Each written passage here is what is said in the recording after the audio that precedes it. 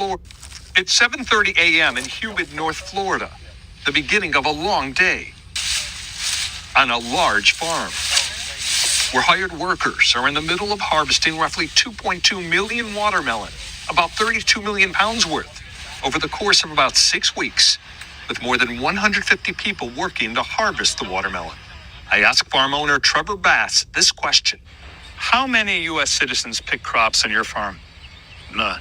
Zero. Actually, on this day, there is one U.S. citizen, me.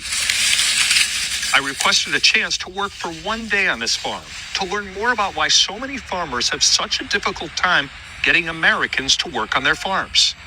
Okay, so this watermelon is ripe, it's ready. We turn it over so the yellow part is on top, so then the people who pick it up know it's ready because they see the yellow part on top. Everyone I'm working with here is from Mexico, all part of the U.S. government's guest worker program known as H-2A. American farmers can hire foreign nationals under the H-2A program as long as they follow strict provisions, which include only hiring them after trying to employ Americans first, which this farm owner did and got no takers. The idea is we have this chain here, and we're going to be taking these watermelons, putting them on this bus, and we're going to be doing it for hours straight.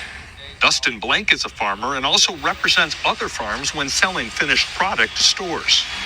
I own 2 farming operations. And you represent how many farms? Over 30. And how many U.S. citizens do you know of who work on any of those farms? Short of management, 0. Under H-2A, guest workers can't get paid less than Americans. Florida's minimum H-2A salary is $14.33 an hour. And at this farm, the Mexicans are permitted to work for as many hours as they want, with extra bonuses for the amount of work done. They can easily make more than $1,000 a week. They are subject to income tax. Edgar Hernandez is a husband and father who sends all his money home to his family. I ask him why he doesn't think there are any Americans harvesting with him. Es pesado. It's heavy, he says. The work is hard. These farm owners don't disagree with that assessment. Americans have other choices and just don't want to do this, they say. I would say this work on a scale from 1 to 10 would be out of a 9. I mean, it's about as hard as it gets. There are about 18,000 pounds of watermelon on each of these buses. In addition to these being heavy, it's extremely monotonous. Both these men describe themselves as politically conservative. However, they say this government program is not only a necessity, but should have an application process that is faster and more flexible. Yes, we don't need to open the borders and let everyone across, but these guys are coming here for a reason. They're coming here for serious work to try to support their families in Mexico or wherever they've come from. They're not here to play.